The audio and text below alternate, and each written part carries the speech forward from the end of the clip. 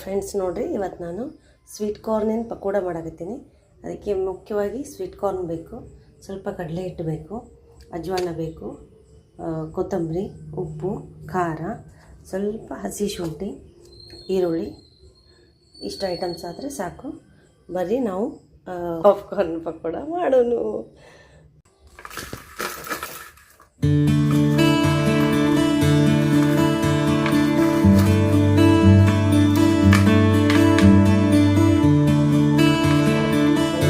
ಇದನ್ನೆಲ್ಲ ತೆಗೆದು ನೋಡಿರಿ, ಹಿಂಗೆ ಕಟ್ ಮಾಡ್ಕೋಬೇಕು. ಇದನ್ನು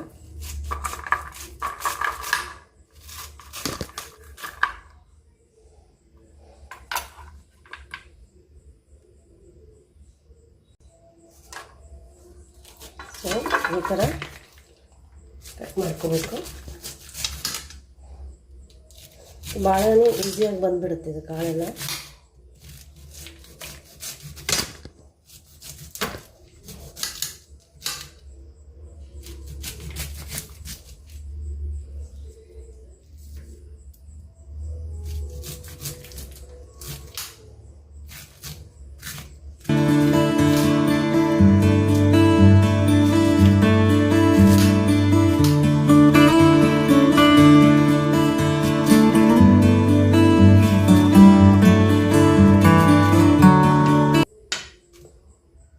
ಸೊ ಇದರೊಳಗೆ ನಾವು ಅರ್ಧ ಭಾಗನ ರುಬ್ಕೋತೀವಿ. ತರಿಯಾಗಿ ರುಬ್ಕೋಬೇಕು, ಪೂರ್ತಿ ಅಲ್ಲ. ನೋಡಿರಿ, ನಾನು ಮಿಕ್ಸಿ ಹಾಕ್ಕೊಂಡಿದ್ದೀನಿ. ಅರ್ಧ ಮಾತ್ರ ರುಬ್ಕೋಬೇಕು.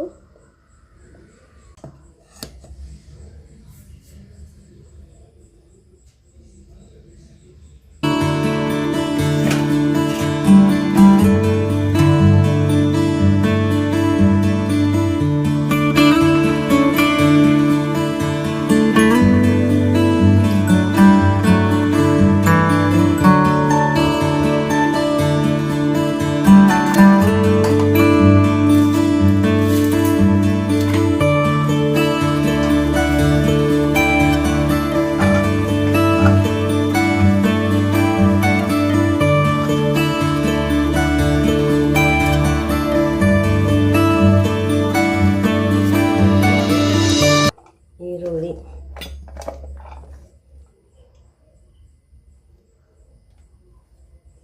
ಕರಿಬೇವು, ಕೊತ್ತಂಬರಿ,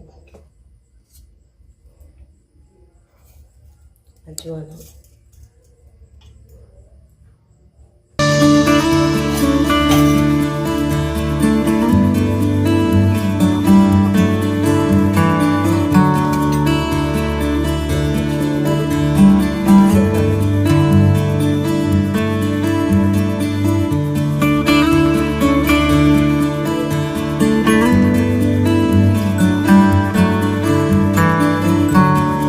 ಸ್ವೀಟ್ ಕಾರ್ನಿಗೆ ಅಲ್ಲ ತುಂಬ ರುಚಿ ಕೊಡುತ್ತೆ. ಸೊ ಹಸಿ ಶುಂಠಿ ಕಂಪಲ್ಸರಿ ಹಾಕಿ, ಭಾಳ ಚೆನ್ನಾಗಿ ಟೇಸ್ಟ್ ಬರುತ್ತೆ.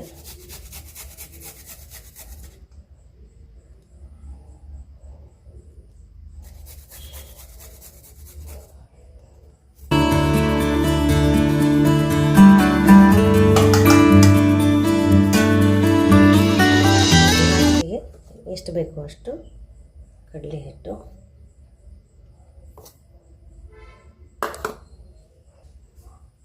ಸ್ವಲ್ಪನೇ ಸ್ವಲ್ಪ ಕಾರ್ನ್ ಫ್ಲೋರ್ ಹಾಕ್ಕೋಬೇಕು. ನನ್ನ ಹತ್ರ ಕಾರ್ನ್ ಫ್ಲೋರ್ ಇಲ್ಲ, ಅದಕ್ಕೆ ನಾನು ಸ್ವಲ್ಪ ಜೋಳದ ಹಿಟ್ಟು ಹಾಕ್ಕೊತೀನಿ. ಜೋಳದ ಹಿಟ್ಟು ಇಲ್ಲಿ ಅದೇ ಕೆಲಸನೇ ಮಾಡುತ್ತೆ. So mix mix mix mix mix mix.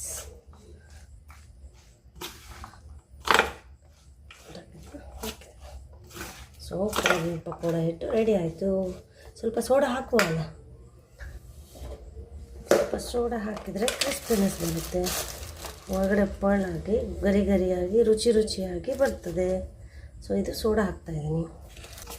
So ನೀವು ಹೆಂಗೆ ಮಾಡ್ತೀರಿ ಕಮೆಂಟ್ ಮಾಡಿರಿ, ಹೇಳಿರಿ.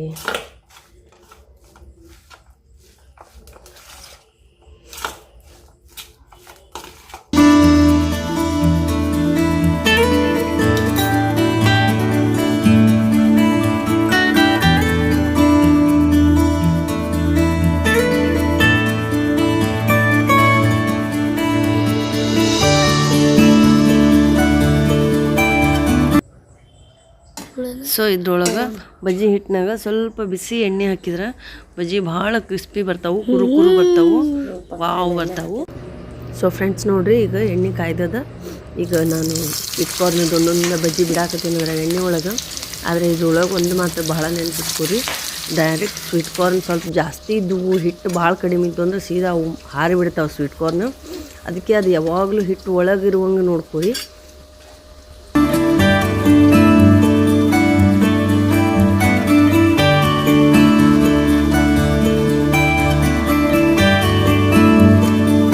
ಮತ್ತು ಉರಿ ಯಾವಾಗಲೂ ಇದನ್ನು ಮೀಡಿಯಮ್ ಫ್ಲೇಮ್ ಒಳಗೆ ಇಟ್ಟೇ ನಾವು ಬಜ್ಜಿ ಕರಿಬೇಕು.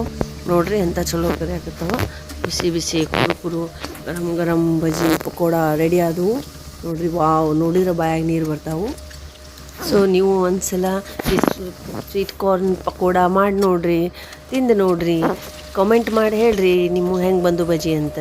ಸೊ ನಿಮಗೆ ನನ್ನ ವಿಡಿಯೋ ಲೈಕ್ ಆದರೆ ಲೈಕ್ ಮಾಡಿರಿ, ಶೇರ್ ಮಾಡಿರಿ, ಸಬ್ಸ್ಕ್ರೈಬ್ ಮಾಡಿರಿ, ಫಾಲೋ ಮಾಡಿರಿ. ಓಕೆ, ಬಾಯ್.